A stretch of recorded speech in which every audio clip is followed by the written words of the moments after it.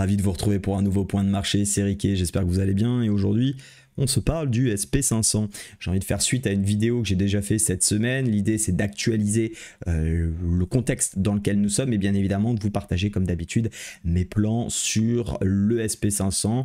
Aujourd'hui, c'est celui que j'ai choisi et de vous donner bien évidemment mes différents contextes techniques qu'on va essayer de travailler sur les prochains jours, voire les prochaines heures, bien entendu, même dès aujourd'hui. Rapidement, juste, je voulais rappeler que vous pouvez me rejoindre sur Telegram. Merci, le canal est en train de bien monter ces derniers jours. Vous êtes nombreux. Je rappelle que tous les jours, je partage des plans sur un indice, sur une paire de forex, sur une crypto ou autre, un petit vocal d'actualité de marché. Donc voilà, vous avez ça tous les jours. Hier, c'était le CAC, aujourd'hui, c'est le DAX. On verra de quoi demain est fait, comme on dit. Enfin, plutôt lundi, parce que le samedi, je fais pas de plan, il n'y a pas de marché. C'est pas très intéressant, mais vous pouvez nous rejoindre. Concernant l'actualité, peut-être rappel en quelques mots de cette chute. Cette chute, elle a été motivée par deux points principaux. Le premier, bien entendu, les États-Unis.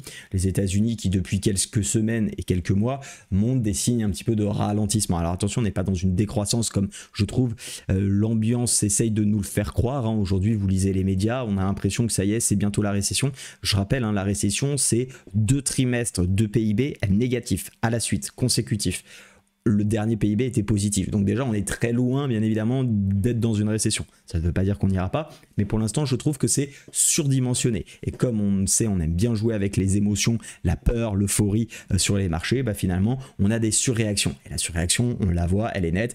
Les marchés qui chutent très fort avec ces craintes de récession, renforcées également par l'augmentation surprise des taux de la Bank of Japan qui a finalement fait trembler un petit peu les marchés, notamment toujours les institutionnels avec leur position en carry trading. Si vous ne savez pas ce que c'est que le carry trading, j'en ai fait une vidéo qui s'appelle la Boge, fin du carry trading, ou je ne sais plus trop, la semaine dernière. Je vous invite à aller la voir si vous ne savez pas ce que c'est, mais effectivement tout ça a mis un peu d'huile sur le feu et donc on se retrouve avec des marchés qui ont fortement chuté. Puis finalement, comme à chaque fois, on chute fortement et puis on se dit est-ce que ça valait vraiment le coup? Voilà, c'est un petit peu comment réagissent les marchés et on le voit bien, c'est un peu oui, un peu non. Alors qu'est-ce qui a motivé hier le rebond? Et d'ailleurs on voit quand même des belles choses qui se sont faites par rapport au plan qu'on s'était donné dans la semaine. On a bien eu cette zone de rejet sur les 0,5 et surtout au-delà d'être les 0,5, une belle zone de polarité qui avait tenu en résistance. On n'avait pas réussi à la tenir en support au moment du retest et puis ça fait 3 jours qu'on bloque dessus et on est en train ce matin d'attaquer la zone. Alors on va en reparler dans un instant, mais en tout cas on voit bien que finalement on se pose des questions, il y a une hésitation sans catalyseur réel et c'est ce que je vous disais depuis le début de la semaine. Je pense qu'on va avoir un rebond technique parce qu'en réalité la chute est trop importante à mon sens, encore une fois, et on peut se tromper, les marchés font bien ce qu'ils veulent, mais la chute est trop importante par rapport à la réalité du terrain, si on peut le voir ainsi. Maintenant, repartir aussi à la hausse. Pourquoi? Parce que s'il y a une chute, c'est qu'il y a quand même des craintes et il faudrait donc des éléments fondamentaux qui viendraient invalider finalement ce contexte-là et nous dire, non, effectivement, la peur, elle n'a pas raison d'être. On a des éléments, des chiffres, voire des discours d'ailleurs, qui montrent qu'effectivement, il n'y a pas de raison de paniquer. Hier, il y a eu une donnée importante qui a été publiée. C'est pas la plus importante parce qu'elle a lieu toutes les semaines et bien évidemment on la réactualise, mais ça n'empêche qu'elle est intéressante, c'est les inscriptions hebdomadaires au chômage. 233 000 au lieu de 241 000 attendus et surtout 250 000 le mois précédent. Pourquoi elle est intéressante cette news? Parce qu'on l'a vu, il y a une augmentation du taux de chômage. Donc on peut craindre qu'effectivement une augmentation de l'emploi, enfin du coup du chômage plutôt, et donc une baisse de l'emploi, renforce un scénario de contraction de l'économie. Or si on a moins de chômage, il y a plus de chances que finalement on s'écarte d'une récession et du coup les marchés apprécient. C'est ce qui s'est passé puisque vous le voyez ici, on était sur la zone de support, publication de la news, on va s'y mettre sur 15h30, publication de la news à 14h30, accélération haussière et jolie impulsion, mais vous le voyez, finalement un catalyseur qui permet de rebondir dans cette zone mais qui donne pas encore suffisamment d'énergie pour tout exploser. Ça reste une news intéressante, on va dire c'est un des ingrédients qu'il va nous falloir pour s'écarter du scénario de récession. Alors certains ont un petit peu du mal à comprendre en quoi l'emploi joue sur la récession. Finalement, restons sur des choses très simples, comprenons que quand les gens travaillent, les gens ont de l'argent, ont du salaire, quand on a du salaire, on le dépense, quand on le dépense, ça crée du chiffre d'affaires dans les entreprises qui dégagent des bénéfices, qui dit plus de bénéfices dit attrait des investisseurs, donc augmentation de la valeur des actions, augmentation bien évidemment de leur valeur nette également, et donc on a des indices qui montent, puisque je rappelle que les indices sont des regroupements d'actions.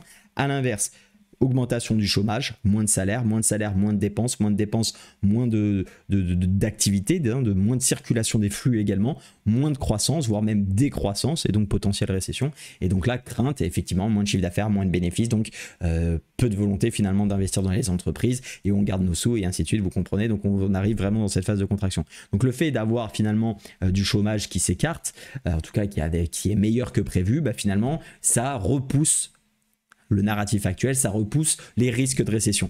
Et donc, on va rentrer, je pense, là où ça a été beaucoup bad news, good news pour les marchés quant à l'objectif de baisse des taux de la Fed, qui est désormais, qui a été un peu le narratif sur 2022-2023, où vraiment toutes les mauvaises nouvelles, entre guillemets, économiques étaient une bonne nouvelle pour les marchés, parce qu'on visait, en tout cas, on voulait une baisse des taux et une inversion, en tout cas, on arrivait sur un plafond. Bah là, on est un petit peu dans l'inverse, c'est bad news et good news. Là, on revient un peu dans une logique de marché, si on peut le dire ainsi.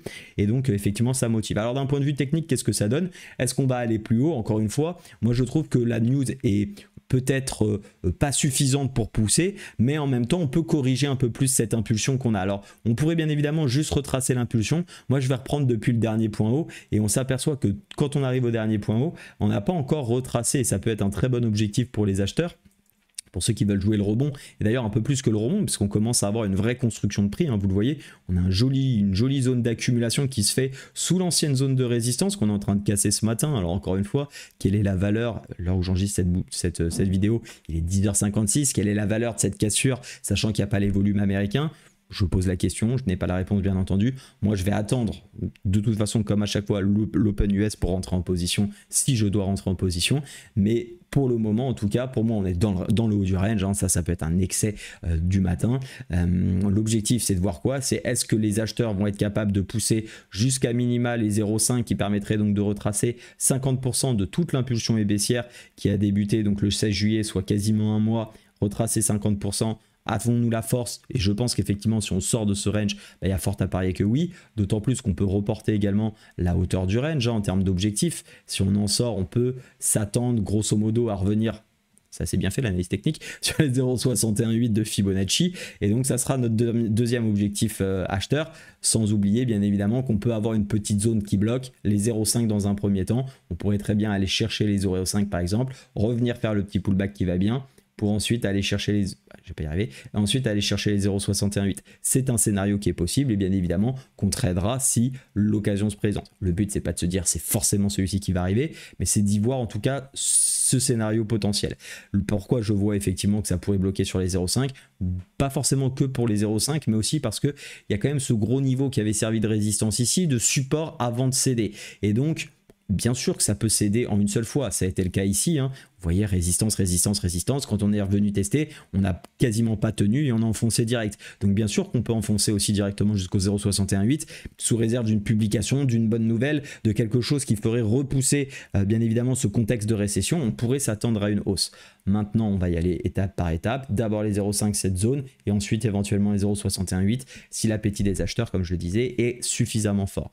À l'inverse, si finalement on voit une début de session un petit peu timide, où on voit finalement que le rebond, enfin en tout cas la news n'est pas suffisamment suffisante, on voit une bougie de réintégration qui ravale, alors dans ce cas-là, on réintègre ce range, et il y a fort à parier que la tendance finalement qui dure, et qui ne serait donc pas inversé, puisque pour le moment, pour moi, on est toujours dans une phase corrective, tendance baissière, certes en range en H4, voire surtout en H1, mais la tendance de fond daily H4 pour moi reste baissière, suite à notamment cette cassure de cette grosse zone. Et cette zone sera importante à reprendre dans le cadre des achats plus moyen long terme, mais ici pour le moment, si on réintègre, pour moi il faut jouer la vente, enfin en tout cas pour moi, pas de conseil en investissement ici, mais ce que je chercherai à faire, c'est travailler des ventes jusque revenir dans les derniers points bas ici, sur la zone des 5200 pour faire simple. Voilà un petit peu ma vision pour aujourd'hui.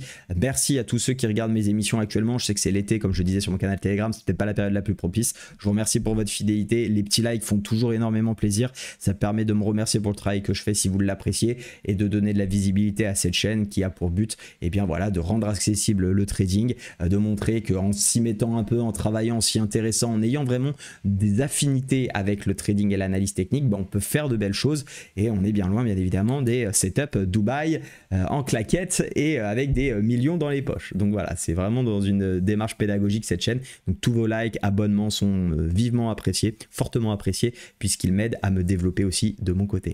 Merci à tous, très bon week-end, soyez prudents sur les marchés et à lundi. Ciao.